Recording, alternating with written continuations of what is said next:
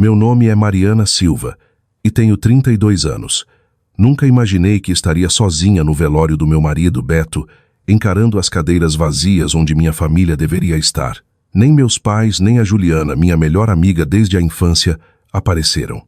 As pessoas que prometeram estar ao meu lado na saúde e na doença desapareceram quando esses votos foram testados. O que descobri naquele dia mudou tudo o que eu pensava saber sobre família, lealdade e a verdadeira natureza do amor.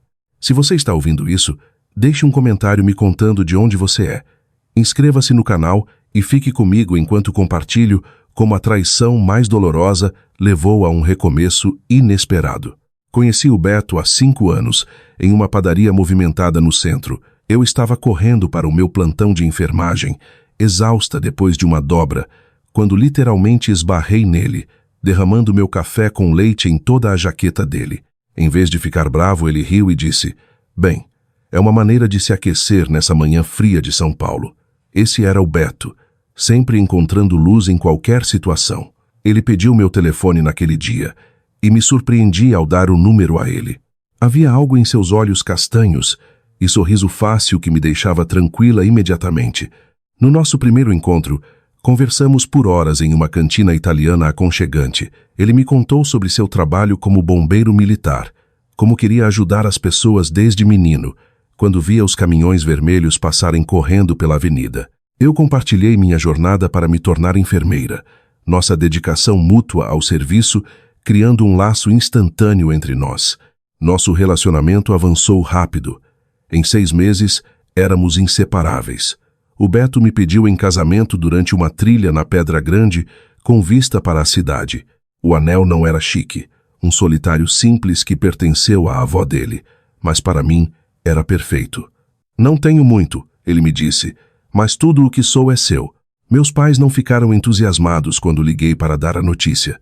A primeira pergunta da minha mãe foi sobre o salário do Beto. "Ser bombeiro não é exatamente uma carreira lucrativa, Mariana", disse ela com aquele tom de desaprovação que eu conhecia tão bem. Meu pai foi mais direto. "Você poderia conseguir coisa melhor.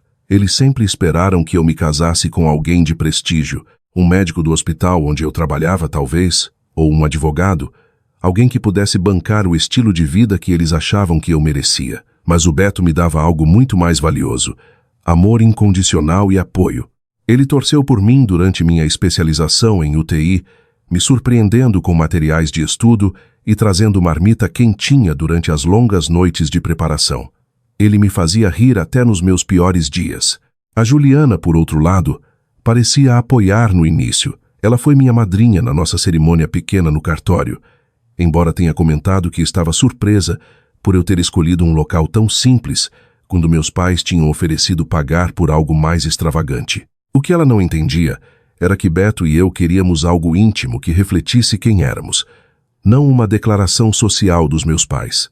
Depois do casamento, compramos uma casa antiga que precisava de reforma na Zona Leste, mas que tinha a varanda perfeita onde o Beto prometeu que envelheceríamos juntos, tomando café e vendo o bairro mudar. Passamos os fins de semana pintando paredes e lixando o piso de taco, transformando aquela casa em nosso lar, um projeto de cada vez. Falávamos em ter filhos um dia, mas queríamos aproveitar a vida de recém-casados primeiro. O Beto chegava dos plantões no quartel com histórias que me faziam alternar entre o riso e as lágrimas. Eu compartilhava as pequenas vitórias e tristezas dos meus plantões na UTI. Entendíamos o trabalho um do outro de uma forma que muitos casais não entendem. Os horários irregulares, o desgaste emocional, a maneira como você carrega alguns pacientes e suas famílias com você para sempre. Meus pais mantinham um relacionamento educado, mas frio com o Beto. Eles nos convidavam para almoçar ocasionalmente, mas a conversa era forçada e formal. O Beto sempre tentava tanto, levando presentes atenciosos e fazendo perguntas genuínas sobre os interesses deles. Mas eles nunca se abriram totalmente para ele.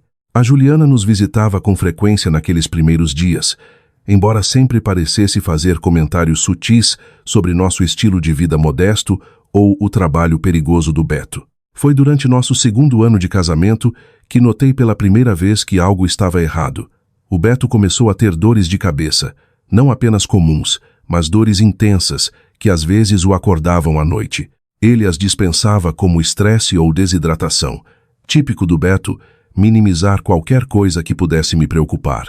Mas então veio o dia em que ele ligou do trabalho, com a fala levemente arrastada, dizendo que estava se sentindo um pouco estranho e voltaria para casa mais cedo. Era tão diferente dele abandonar um plantão que eu soube que algo estava seriamente errado. À medida que as dores de cabeça pioravam, ele finalmente concordou em ver um médico. Mesmo assim, ele brincou no caminho para a consulta. Provavelmente é só aquele frango apimentado cobrando a conta. Aquele foi o último dia normal que tivemos antes de tudo mudar. Antes que nossos votos de na saúde e na doença fossem verdadeiramente postos à prova. Eu estava organizando suprimentos na sala de medicação durante meu turno, quando meu celular vibrou com uma ligação do capitão do Beto. Meu coração parou. Ligações do quartel durante o dia geralmente significavam que algo tinha acontecido em uma ocorrência. Mariana, é o capitão Mendes. O Beto desmaiou durante a verificação matinal. O resgate está levando ele para o Hospital Santa Helena agora mesmo. Não me lembro de largar a bandeja de medicamentos. Não me lembro da minha supervisora me mandando ir. A próxima memória clara que tenho é de correr pelas portas do pronto-socorro, ainda de uniforme, procurando freneticamente pelo meu marido. Eles já o tinham levado para uma tomografia quando cheguei. Andei de um lado para o outro na sala de espera, ligando para meus pais e para a Juliana, deixando mensagens de voz cada vez mais desesperadas. A Juliana retornou primeiro, prometendo vir imediatamente. Meus pais acabaram mandando uma mensagem dizendo que estavam presos em um jantar importante, mas enviando orações. Quando a neurologista finalmente veio falar comigo, a expressão dela me disse tudo antes que ela dissesse uma palavra. O exame mostrava uma grande massa no cérebro do Beto, um glioblastoma multiforme, grau 4, o tipo mais agressivo de câncer cerebral, terminal. Com tratamento, estamos olhando para talvez 12 a 15 meses, disse ela suavemente. Sinto muito. A sala girou ao meu redor. 12 a 15 meses. Menos tempo do que passamos reformando nossa cozinha. Menos tempo do que estávamos casados. Nem tempo suficiente para ter os filhos sobre os quais conversamos. Senti o braço da Juliana em volta dos meus ombros enquanto eu desabava em uma cadeira, mas o conforto dela parecia distante, como se estivesse acontecendo com outra pessoa. O Beto recebeu a notícia com sua bravura característica. Quando finalmente fui autorizada a vê-lo, suas primeiras palavras foram: "Ei, linda, não fique tão preocupada. Nós vamos superar isso." Mesmo com os curativos cirúrgicos na cabeça após a biópsia, ele estava tentando me consolar. As primeiras semanas após o diagnóstico foram um borrão de consultas, planos de tratamento e burocracia, radioterapia, quimioterapia, protocolos experimentais, segundas opiniões. O Beto encarou cada um com determinação, pesquisando opções e fazendo perguntas inteligentes que impressionaram sua equipe médica. A Juliana inicialmente ajudou, trazendo marmitas caseiras que enchiam nosso freezer e ficando com o Beto para que eu pudesse tomar banho ou cochilar. "É isso que as melhores amigas fazem", disse ela me abraçando forte. "Você faria o mesmo por mim." Meus pais fizeram uma visita estranha ao hospital. Minha mãe tremia visivelmente ao ver as cicatrizes cirúrgicas do Beto, e meu pai imediatamente trouxe questões práticas. Cobertura do convênio, benefícios por invalidez, nosso financiamento imobiliário. "Você considerou como vai se virar financeiramente?" perguntou ele. Não sem gentileza, mas com o foco pragmático que caracterizava sua abordagem a cada crise. "Vocês podem precisar vender a casa se isso se prolongar demais." O Beto, mesmo em seu estado debilitado, segurou minha mão. "Temos um bom seguro pela corporação", disse ele com firmeza. "E sempre fui cuidadoso com nossas economias. A Mariana não vai precisar se preocupar com isso." Tirei uma licença do hospital, usando minhas férias acumuladas e licença médica familiar para me tornar a cuidadora em tempo integral do Beto. Nossa sala de estar se transformou em um espaço médico, com cama hospitalar, cilindros de oxigênio e horários de medicação pregados na geladeira. Aprendi a administrar seus tratamentos, controlar seus sintomas crescentes e traduzir o jargão médico para nossos amigos e familiares. A radiação o deixava violentamente enjoado. Os esteroides para reduzir o inchaço cerebral fizeram seu rosto e corpo incharem, até que ele mal se parecia com o homem forte e vital com quem me casei. Apesar de tudo, ele permaneceu infalivelmente gentil, pedindo desculpas quando não conseguia chegar ao banheiro a tempo ou quando a dor o deixava impaciente. Você não deveria ter que fazer isso, disse ele uma noite, enquanto eu trocava os lençóis pela terceira vez. Você deveria estar vivendo sua vida, não brincando de enfermeira para um homem moribundo. Subi cuidadosamente na cama ao lado dele, atenta aos acessos em seu braço. É exatamente aqui que eu quero estar, disse a ele, e dizia isso com cada fibra do meu ser, na alegria e na tristeza. Lembra? A tensão financeira logo se tornou evidente, mesmo com o convênio. Os copagamentos, medicamentos especializados não cobertos pelo plano e equipamentos adaptativos somavam-se rapidamente. A Irmandade dos Bombeiros organizou vaquinhas e rifas, mas as despesas pareciam infinitas. Quando a Juliana me viu calculando custos na mesa da cozinha uma noite, ela se ofereceu para nos emprestar dinheiro. Recebi um bônus mês passado, disse ela. Deixe-me ajudar. Você pode me pagar quando as coisas se acalmarem. Grata e exausta, aceitei a oferta dela de R$3.000, o que ajudou a cobrir um colchão especial para prevenir escaras e algumas consultas fora da rede. Foi a primeira vez em nossa amizade que peguei dinheiro emprestado dela, e algo naquilo me deixou desconfortável, embora eu não conseguisse articular o porquê na época. À medida que as semanas se transformavam em meses, notei uma mudança sutil. As visitas diárias da Juliana tornaram-se a cada poucos dias, depois semanais. Suas mensagens estavam cada vez mais cheias de desculpas, estresse no trabalho, problemas no carro, obrigações familiares. Meus pais ligavam ocasionalmente, sempre perguntando sobre questões práticas, em vez de como estávamos lidando emocionalmente. 6 meses após o tratamento do Beto, recebemos a notícia que temíamos. O tumor estava crescendo apesar de tudo. Sua oncologista recomendou um protocolo de quimioterapia diferente, mas seus olhos continham pouca esperança. O Beto permaneceu determinado a lutar, mas eu podia ver a compreensão em seus olhos de que estávamos ficando sem opções.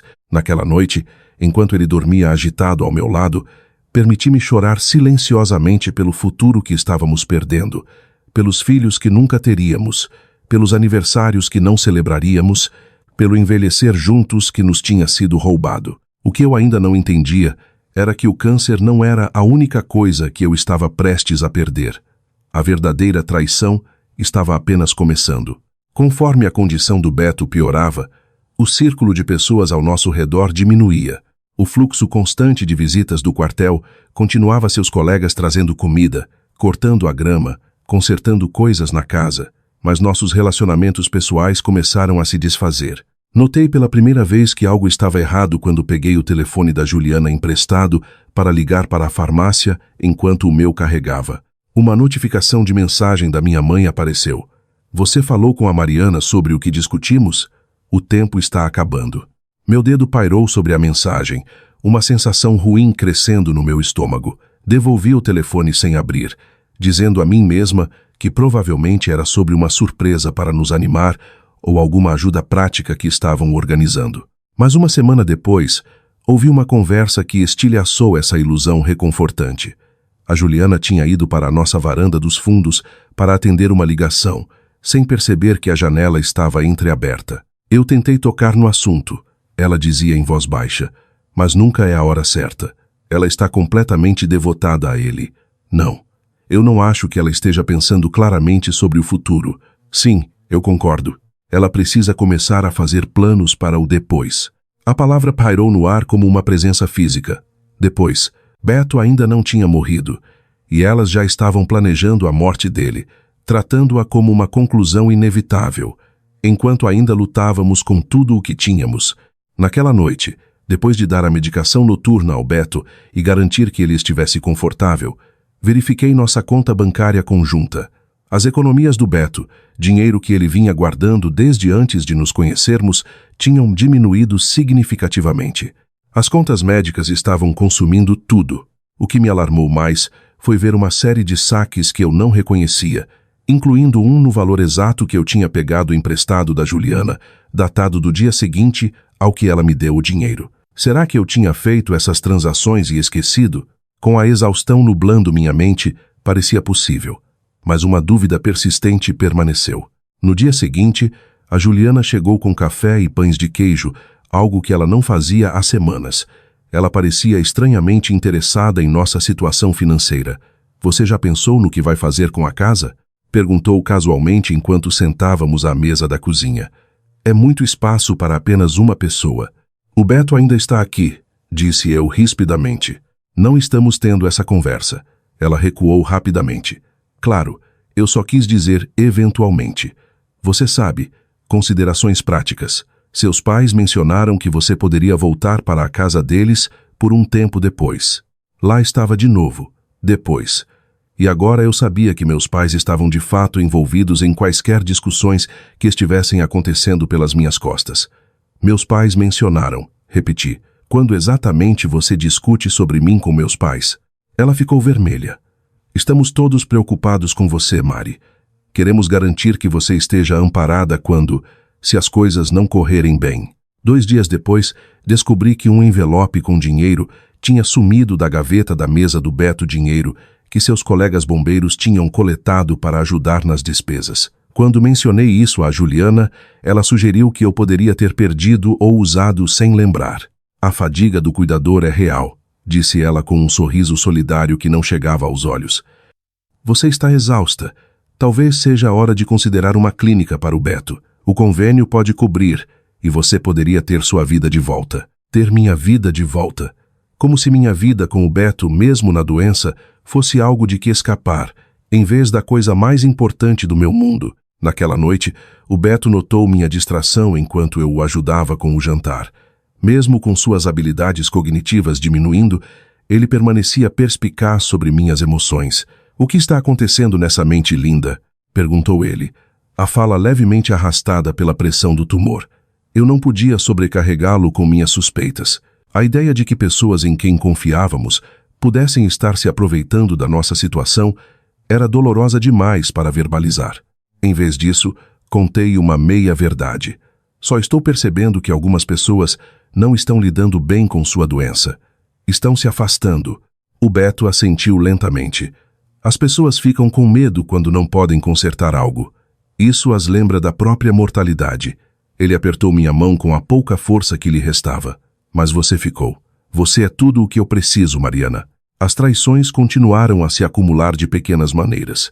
Minha mãe ligou para sugerir que eu separasse quaisquer itens valiosos da casa para guardar em segurança antes que o Beto precisasse de enfermagem domiciliar. A Juliana pegou meu carro emprestado por um fim de semana e o devolveu com o tanque vazio. Um cheque do fundo de benefícios do sindicato do Beto chegou e desapareceu misteriosamente da nossa pilha de correspondência durante uma das visitas da Juliana.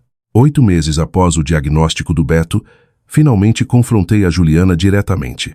Ela tinha cancelado 3 visitas consecutivas, cada uma com desculpas cada vez mais elaboradas. Quando ela finalmente apareceu na nossa porta com uma explicação fraca sobre problemas no carro, convidei-a para a cozinha enquanto o Beto cochilava. Preciso te perguntar uma coisa, disse eu, colocando 2 xícaras de café na mesa. O dinheiro que você nos emprestou, você o retirou de volta da nossa conta? A expressão dela oscilou entre surpresa e culpa, antes de se fixar em uma preocupação ensaiada. Mariana, do que você está falando? Por que eu faria isso? Porque a quantia exata foi sacada no dia seguinte, e eu não fiz esse saque. Ela estendeu a mão sobre a mesa para pegar a minha, que eu puxei. Amiga, você não está pensando direito. O estresse está te afetando. Talvez você tenha usado para um dos tratamentos do Beto e esqueceu. Acontece. E o envelope de dinheiro que sumiu? E o cheque do benefício? Esqueci desses também? O rosto da Juliana endureceu levemente.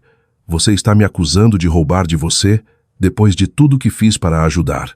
Antes que eu pudesse responder, ouvimos o Beto chamando fracamente do quarto. Enquanto eu me levantava para ir até ele, a Juliana pegou a bolsa. Acho que nós 2 precisamos de um pouco de espaço, disse ela. Me ligue quando estiver se sentindo mais você mesma. Ela não visitou novamente por 3 semanas. A essa altura, os momentos de lucidez do Beto tinham se tornado tesouros raros. O tumor estava pressionando áreas críticas do cérebro, afetando sua fala, mobilidade e, às vezes, o reconhecimento das pessoas. Mas em seus momentos claros, seu amor permanecia inabalável. Ele olhava para mim com os mesmos olhos castanhos quentes que me cativaram na padaria e sussurrava: "Ainda é a melhor coisa que já me aconteceu." Meu isolamento aumentou quando os amigos do trabalho pararam de perguntar. O desconforto deles com a doença prolongada criava uma barreira invisível. Meus pais ligavam com menos frequência, suas perguntas sempre centradas em questões práticas em vez de apoio emocional. E a Juliana, quando aparecia, parecia estar inventariando nossos pertences com os olhos, como se já estivesse decidindo o que poderia ter valor. O que eles não entendiam, o que não conseguiam compreender, era que, apesar de tudo, eu não teria trocado um único dia com o Beto. Mesmo nos piores momentos, sua coragem e bondade brilhavam.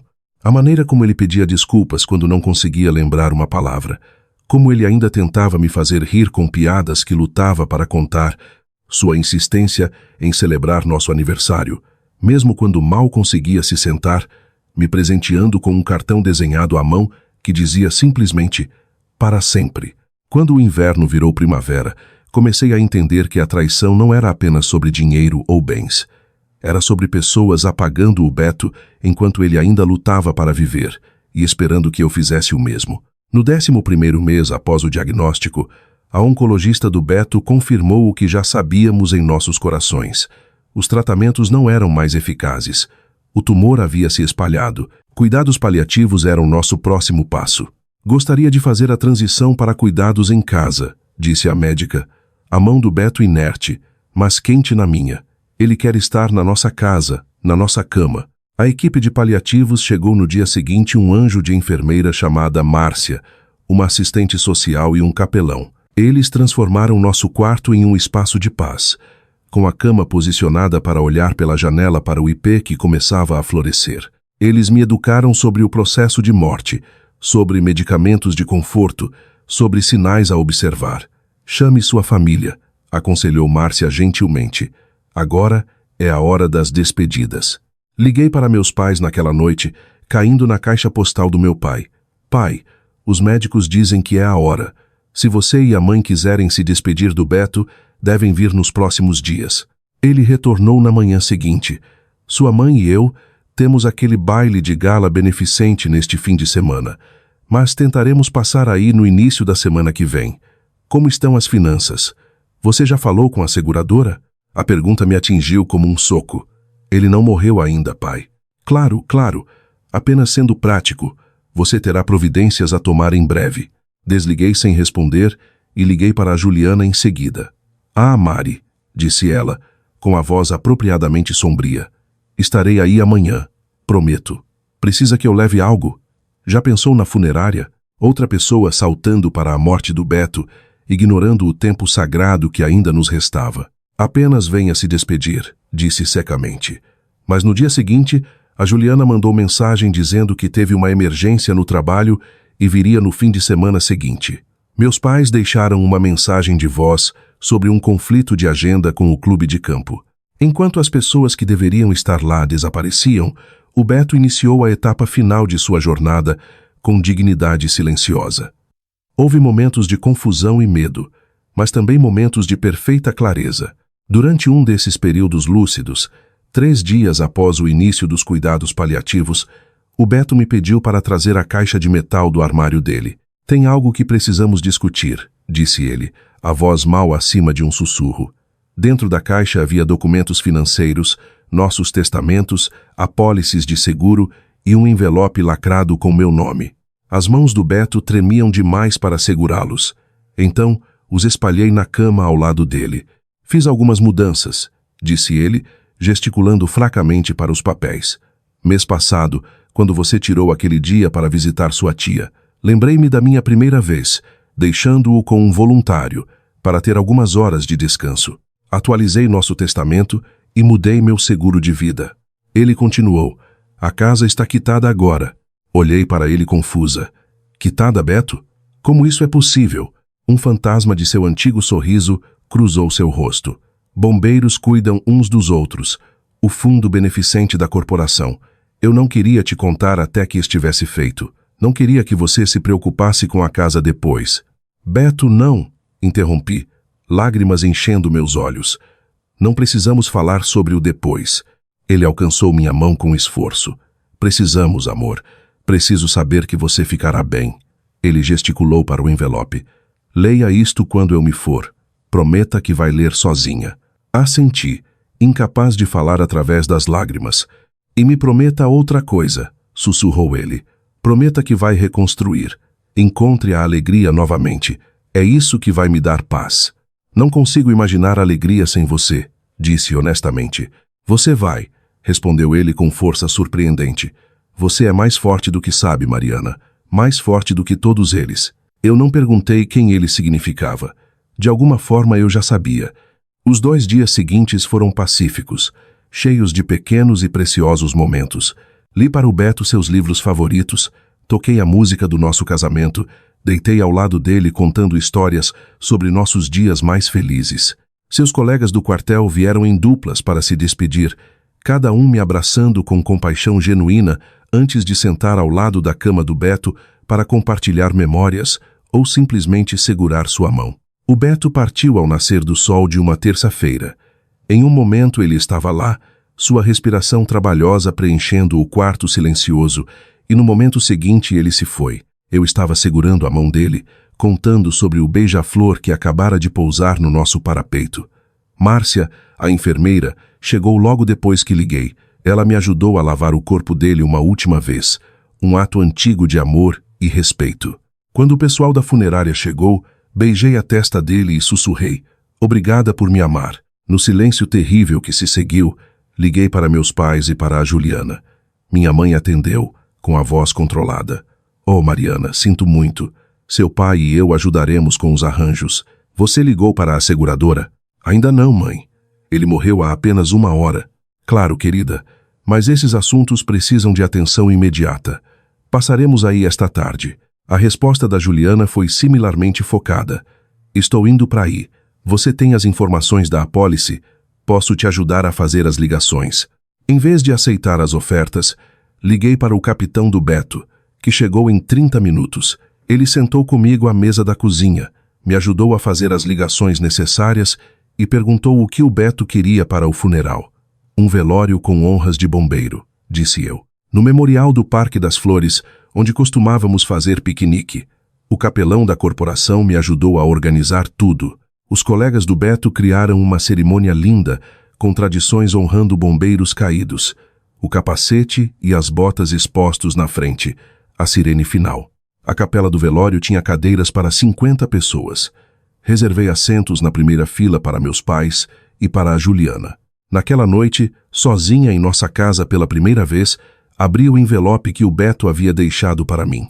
Dentro, havia uma carta e documentos adicionais. Minha querida Mariana, começava na letra cuidadosa do Beto. Se você está lendo isto, eu fui na sua frente, o que sempre foi meu maior medo, não a morte em si, mas deixar você sozinha. Mas você não ficará sozinha por muito tempo. Você tem muito amor para dar e um espírito brilhante demais para permanecer solitária. Há coisas que preciso te dizer que não pude dizer enquanto ainda estava com você. Tenho estado preocupado com seus pais e a Juliana há algum tempo. Quando fui diagnosticado, ouvi uma conversa entre sua mãe e a Juliana sobre meu seguro de vida. Uma conversa que elas não deveriam estar tendo. Encontrei a Juliana mexendo em nossos papéis financeiros um dia quando você estava cochilando, e o dinheiro que sumiu.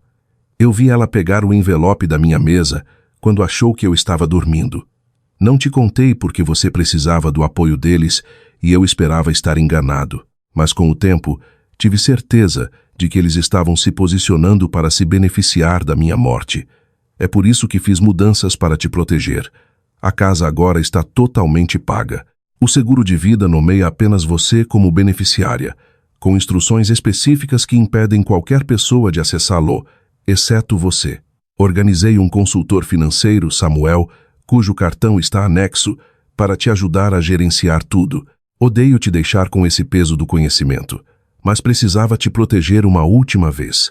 Confie nos seus instintos sobre quem merece um lugar na sua vida daqui para frente. Você merece pessoas que te amem pelo seu coração lindo, não pelo que podem tirar de você. Todo o meu amor, para sempre, Beto. Anexados estavam extratos bancários, mostrando tentativas de acesso não autorizado às nossas contas, tentativas feitas usando o e-mail da Juliana. Havia também cópias de mensagens de texto entre minha mãe e a Juliana, discutindo o pagamento substancial do seguro e como guiar a Mariana para investimentos inteligentes que elas poderiam ajudar a gerenciar. À medida que a verdade da traição se cristalizava, também descobri o diário do Beto. Em uma entrada de apenas 2 meses antes, ele escreveu: "A Mariana não vê ainda, mas eles estão circulando como urubus. Os pais dela ligaram 3 vezes perguntando sobre meu seguro. A Juliana continua falando da casa. Eles a veem como um caixa eletrônico que poderão acessar quando eu me for. Tenho que encontrar uma maneira de proteger lá sem partir o coração dela." Naquela noite, chorei não apenas pela morte do Beto, mas pelo fardo adicional que ele carregou, sabendo que as pessoas que deveriam nos apoiar estavam planejando explorar sua morte. Na manhã seguinte, fiz café, sentei na varanda e me preparei para o funeral, para a traição final que eu agora sabia com certeza que viria. O dia do funeral do Beto chegou com um clima de outono perfeito, sol e uma brisa suave. Eu tinha passado o dia anterior em uma névoa de luto e preparação. Escolhi um vestido preto simples, que o Beto sempre gostou, os brincos de pérola que ele me deu no nosso primeiro aniversário e a aliança dele em uma corrente no meu pescoço. O diretor da funerária me buscou pontualmente. "Algum familiar vai no carro da família com a senhora?" perguntou ele gentilmente. "Não", respondi. "Eles vão nos encontrar lá. Pelo menos foi o que me disseram. Meus pais tinham ligado na noite anterior com garantias de que chegariam cedo. A Juliana tinha mandado uma mensagem simples: 'Te vejo amanhã. Seja forte.' Chegamos ao cemitério 30 minutos antes do serviço. Bombeiros em uniformes de gala já estavam organizando o capacete, as botas e a jaqueta do Beto em uma mesa coberta com a bandeira do Brasil. O capitão Mendes se aproximou imediatamente, me envolvendo em um abraço de urso. "Estamos todos aqui por você", disse ele, a voz embargada. "O que você precisar, hoje ou qualquer dia." À medida que a hora marcada se aproximava, continuei olhando para o estacionamento, procurando pelo Mercedes prata dos meus pais ou o HB20 vermelho da Juliana. As cadeiras começaram a encher com os colegas do Beto, a equipe do hospital onde eu trabalhava e vizinhos da nossa rua.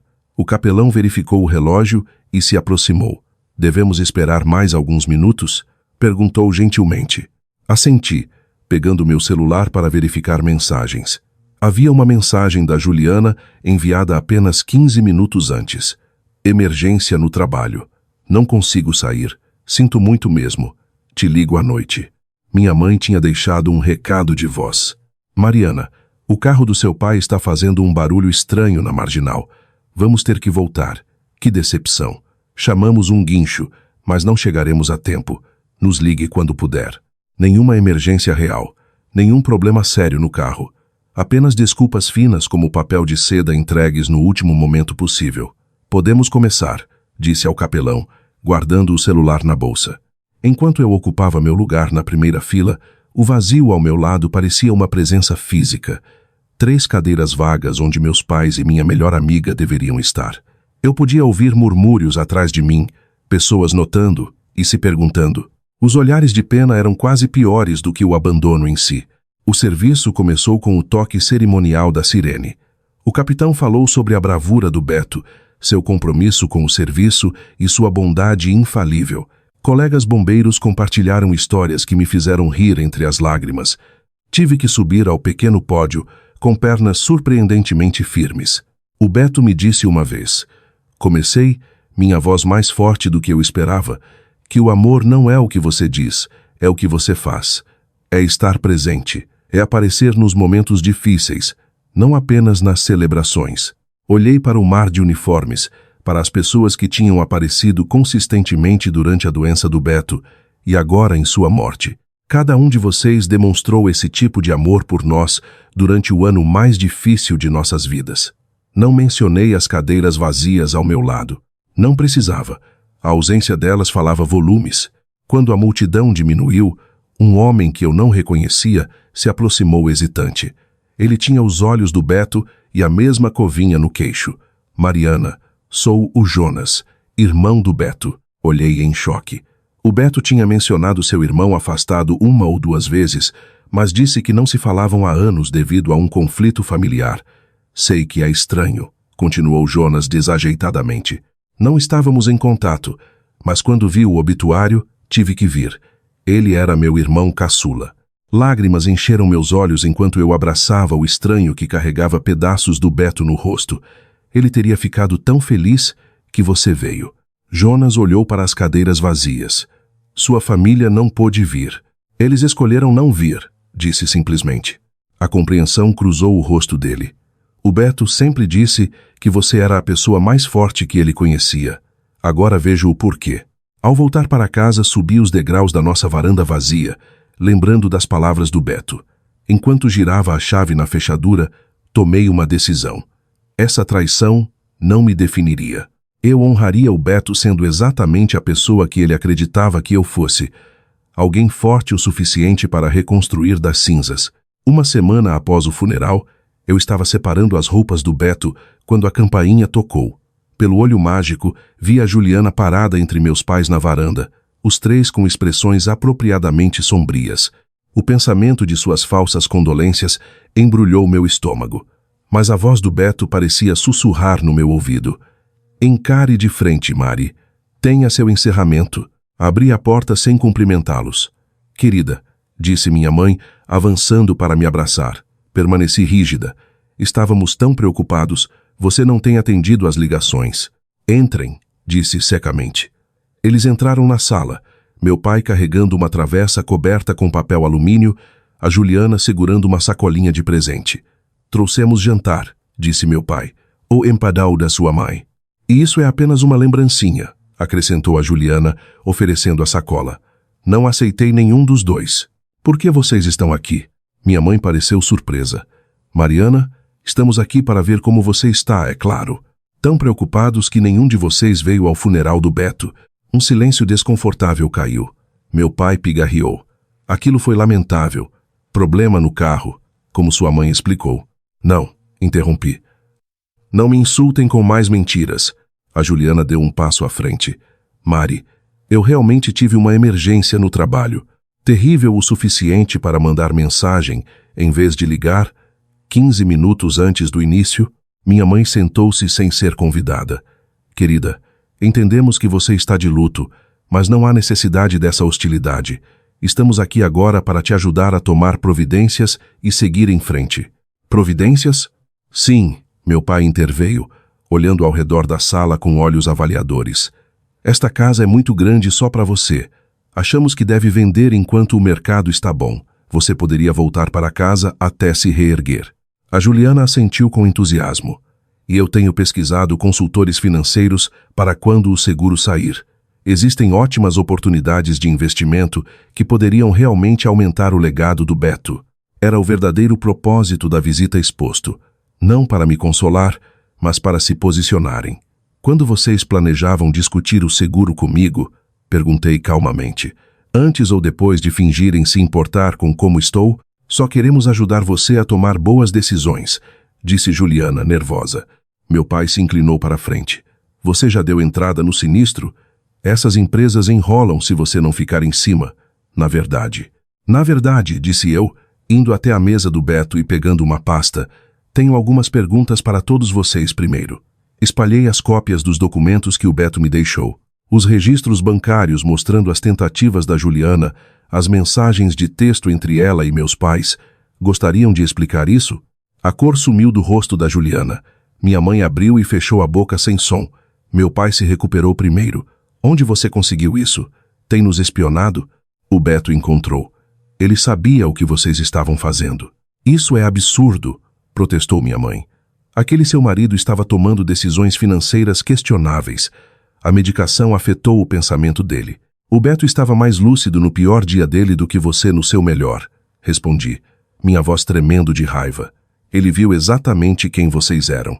A Juliana começou a chorar. Mari, você está distorcendo tudo. Estávamos preocupados com você sendo enganada. É por isso que você pegou o dinheiro da gaveta dele? Para me proteger? Ela recuou. Eu peguei emprestado. Meu pai levantou-se abruptamente. Isso é ridículo. Viemos aqui para te ajudar e você está nos tratando como criminosos. Aquele bombeiro encheu sua cabeça de paranoia. Aquele bombeiro, disse eu, com voz mortalmente calma, era meu marido. Ele me protegeu até o último suspiro, inclusive de vocês. Tirei o documento final, o testamento atualizado e a apólice de seguro. Ele mudou tudo. A casa está quitada. O seguro nomeia apenas a mim como beneficiária, com cláusulas que impedem qualquer transferência para familiares por 5 anos. Minha mãe engasgou. Ele não pode fazer isso. Ele fez. Ele garantiu que vocês não pudessem me manipular. O que é melhor para mim é nunca mais ver nenhum de vocês. Interrompi. O Beto me deixou tudo o que preciso, incluindo a clareza para ver quem realmente me amava e quem me via como um caminho para o dinheiro. Abri a porta. Por favor, saiam da minha casa e não voltem. Qualquer comunicação futura pode ser feita através do meu advogado. Eles saíram em silêncio atordoado.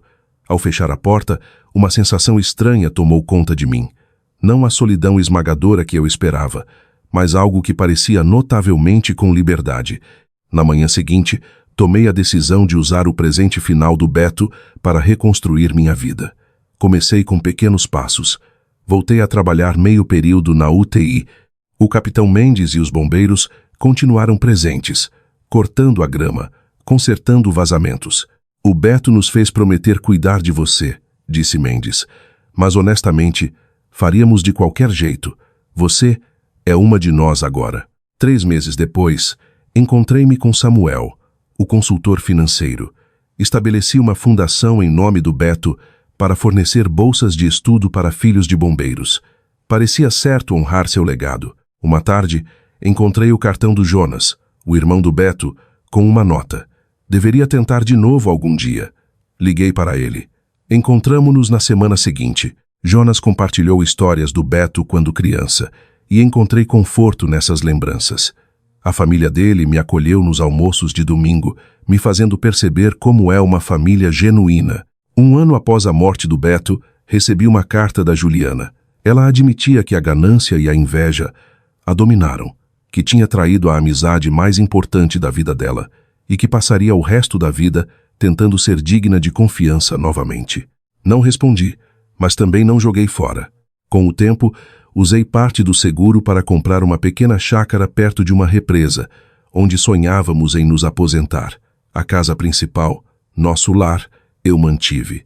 A chácara se tornou meu santuário de fim de semana. Retomei a enfermagem em tempo integral, mas mudei para cuidados paliativos, usando minha experiência para confortar famílias. 2 anos depois, sentei na nossa varanda assistindo a uma chuva de verão. A traição daqueles em quem eu mais confiava me ensinou lições dolorosas, mas necessárias, que família não é definida por sangue, mas por presença, que o amor é demonstrado através de ações. O último ato de proteção do Beto me deu a liberdade de reconstruir minha vida em meus próprios termos. A maior lição que aprendi ao perder tudo foi que eu não tinha realmente perdido o que mais importava. O amor do Beto permaneceu comigo, na força que ele me ajudou a descobrir em mim mesma. Se você já teve que reconstruir sua vida após uma traição ou perda, espero que minha história ofereça algum conforto. Família verdadeira nem sempre é aquela em que nascemos. Às vezes, são as pessoas que aparecem quando todos os outros vão embora. Os colegas que viram amigos, o irmão afastado que vira uma linha de vida. Se você chegou até aqui na minha história, adoraria ouvir sobre alguém que apareceu por você quando mais importava. Deixe um comentário abaixo. Inscreva-se no canal se quiser ouvir mais histórias de resiliência e compartilhe isso com alguém que precise ser lembrado de que é mais forte do que imagina. Lembre-se, mesmo em nossos momentos mais sombrios, nunca estamos verdadeiramente sozinhos, desde que permaneçamos abertos às conexões inesperadas que podem se tornar nossa família escolhida. Obrigada por ouvir e até a próxima.